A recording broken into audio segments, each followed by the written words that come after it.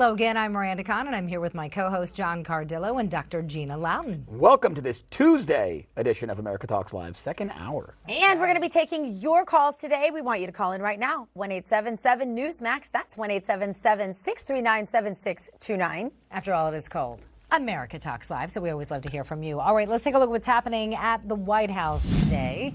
Earlier, the president spoke at the annual National Peace Officers Memorial Service, where he gave an update on his wife Melania's condition. Melania is in the hospital, doing really well. She's watching us right now. And I want to thank the incredible doctors, Walter Reed Medical Center. They did a fantastic job. So thank you, and she sends her love. The president said this morning that the First Lady should be leaving the hospital in 2 or 3 days from now after she had kidney surgery yesterday. And he said everything's going to be fine. It's benign kidney surgery, so I want to make sure we emphasize that. All right, let's take a look at today's top story, and that is Robert Mueller's Russia probe. A new report suggesting that the special counsel, may have a conflict of interest in the special counsel's Russia investigation. Now, according to an opinion piece found in The Hill, one of the Russians who's under investigation has ties to Mueller and former FBI Deputy Director Andrew McCain. Now, the FBI asked the Russian Oleg Deripaska for help in trying to find a retired FBI agent who was taken hostage by Iran. This was back in 2007. Now, Deripaska spent about $25 million on the search, which ended up being unsuccessful. The FBI ended its contract with Deripaska. This was back in 2011. He's now under investigation as part of the Justice Department's probe into whether the Trump campaign colluded with Russia during the 2016 presidential election. And Democratic pollster Mark Penn questions even the premise of Mueller's investigation.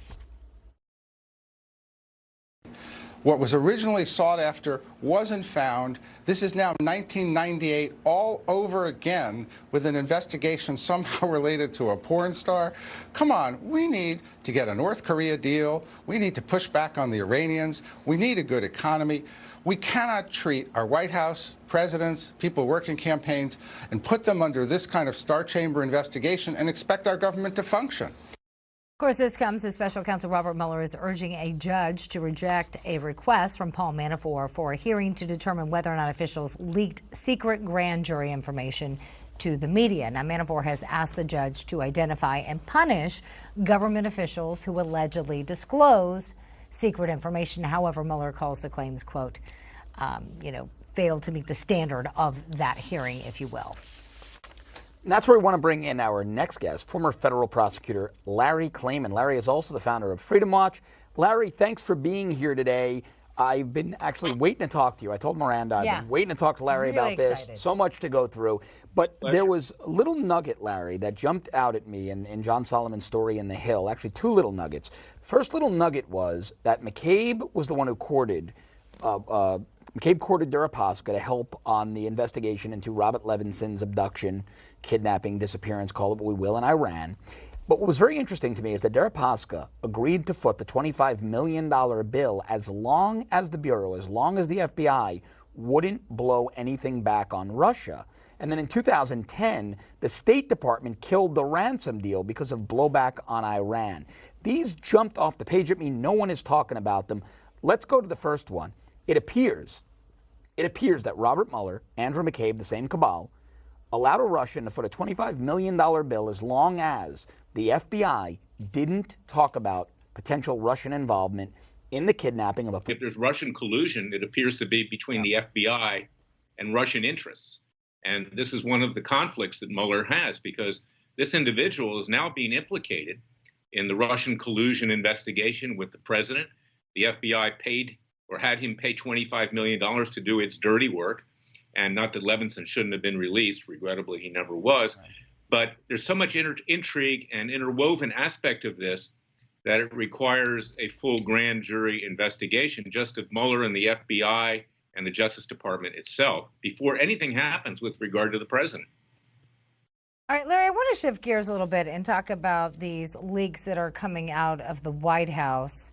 As you know, Kelly Sadler has been the topic of conversation on mainstream media outlets now since, when was this? Friday, Saturday, Sunday? Yeah, last week. Yeah, I mean, it's been dominating the headlines. much more so than it seems North Korea, Iran have. But the president going to Twitter today, just slamming them, but also calling them a massive over-exaggeration put out by what he calls the fake news media just to make him and his administration look bad. Having said that, though, he says leakers are traitors and cowards, and he hopes to find out who they are, saying he will. Now, counselor to the president, Kellyanne Conway, is also reacting to news of these leaks, suggesting even so that some of these people might lose their jobs. Here's what she had to say. If you work at the pleasure of the president, as we all do here, and you have the privilege and the blessing of coming every work in this White House on behalf of the nation that we all love, then you ought to be competent, you ought to be loyal, and you ought to be able to reinforce the agenda that prevailed here. And so I can't go on more, but I had several discussions with the president on this very topic today. Do you expect personnel changes as a result? I do. Actually, yes, I do. President George W. Bush, Karl Rove, also slamming those leaks coming out of the Trump administration. I've never seen a White House leak as much against itself as this one. And these are people who are putting their own personal agendas above those of the country and the president that they serve. And frankly, it's ridiculous, it's despicable, it's reprehensible, and it does not help anyone. Certainly doesn't help the president of the United States.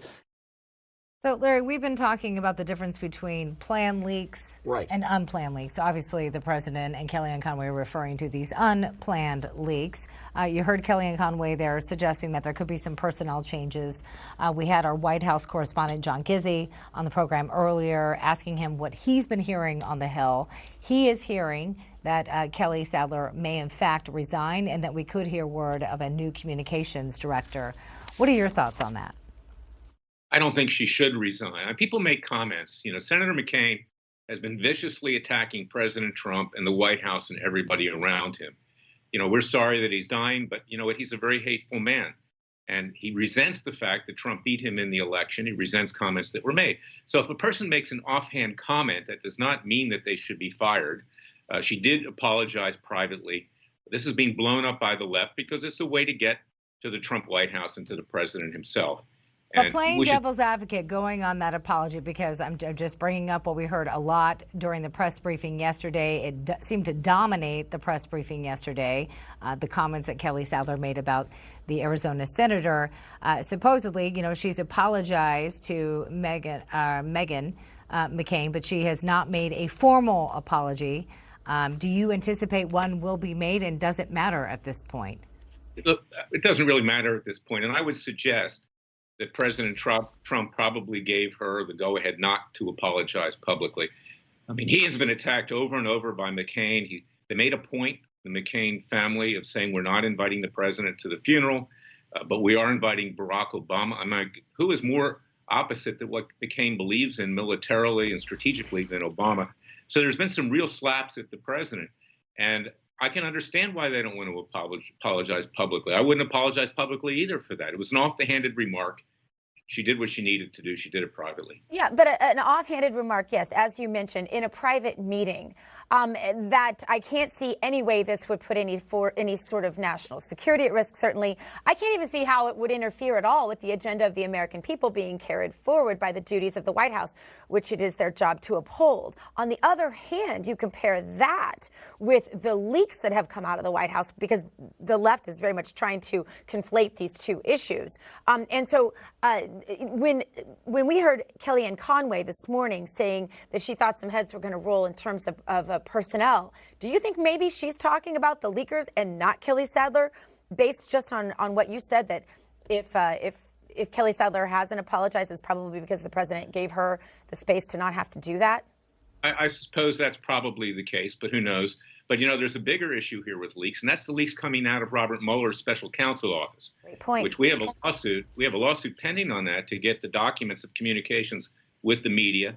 And finally, the issue has been put before the Judge Ellis, T.O. Ellis, in the Eastern District of Virginia by Paul Manafort's lawyers, because these leaks are illegal. They're criminal. The Justice Department has been trying to delay things in our case, and I just filed something last night. You can find it at freedomwatchusa.org to ask the judge to accelerate production of these documents, because I'm pretty sure they're going to show there's 10,000 documents of communications with the media that we know of that have been identified, but they haven't been produced. And I'm sure that there's grand jury information being leaked to destroy the president, his staff, and people around him, regardless of any indictments, regardless of any impeachment reports. They're going to make sure that this administration, the establishments of both political parties which support Mueller, destroy him regardless of what happens with the Russian collusion investigation. It's criminal, it's outrageous, and the courts should put their foot down. The courts, of course, have been very timid so far. The courts have ground to a halt, frankly. Larry Klayman, thank you, as always. Pleasure to have you. You're welcome. God bless. Still to come, the Trump administration continues its crackdown on illegal immigration, but how is it affecting one community in Maryland that heavily voted for the president? We'll explain coming up after the break.